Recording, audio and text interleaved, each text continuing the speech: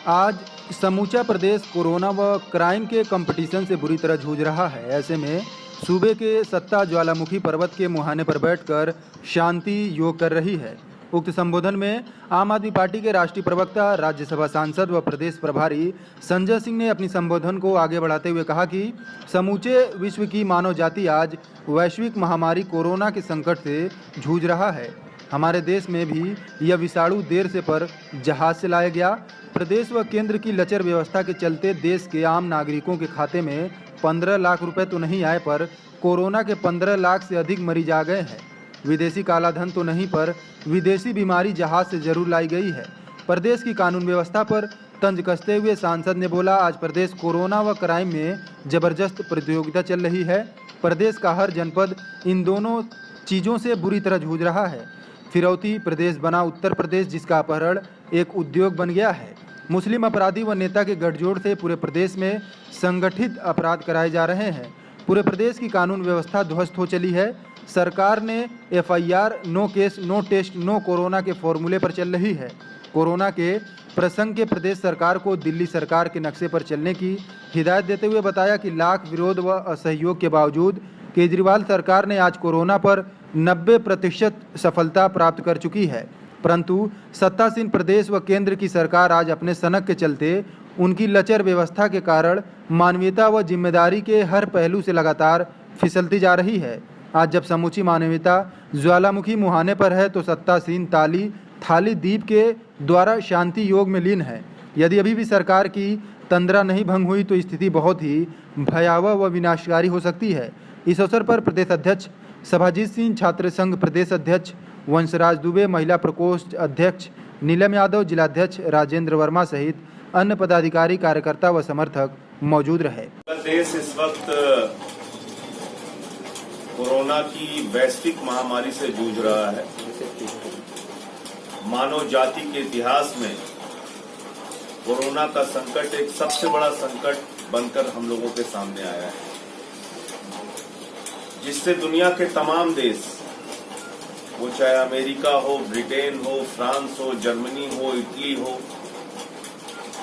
रसिया हो, चाइना हो, जो अपने आप को बहुत शक्तिशाली देश समझते थे, वो तमाम देश भी आज एक गंभीर आर्थिक संकट से जूझ रहे हैं और बड़े पैमाने पर लोगों की जान जा रही है।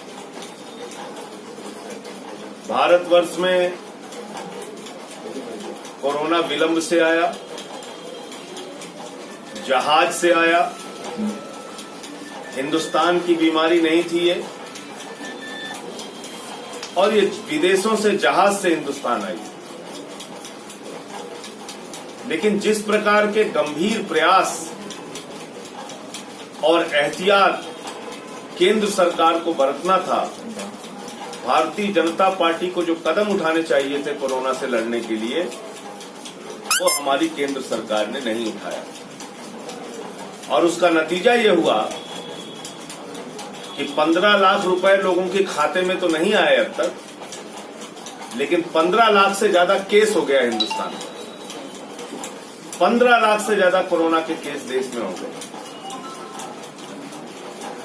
45,000 से ज्यादा केस कल आया है।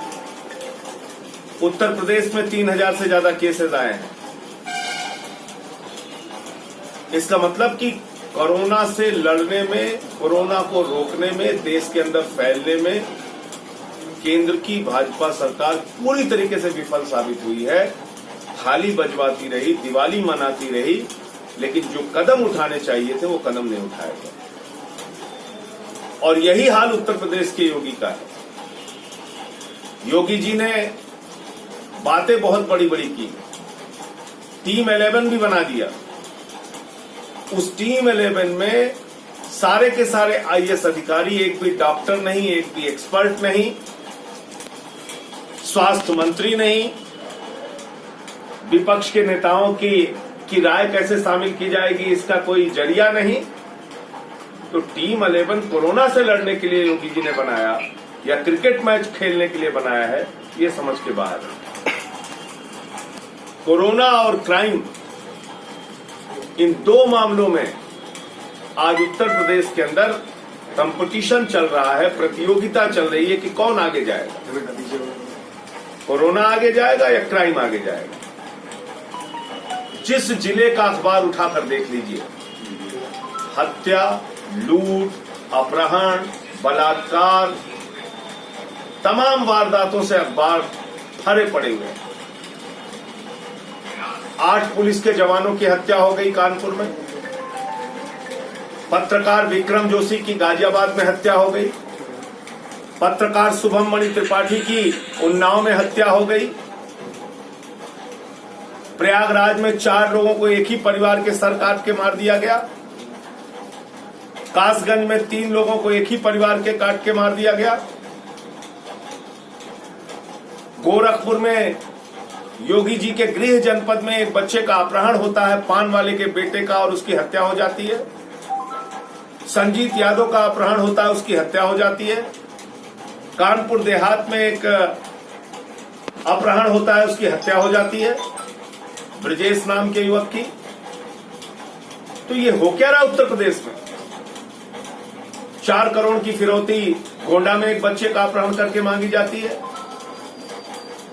तो योगी जी आए थे रामराज्य लाने के लिए, बना दिया फिरौती प्रदेश।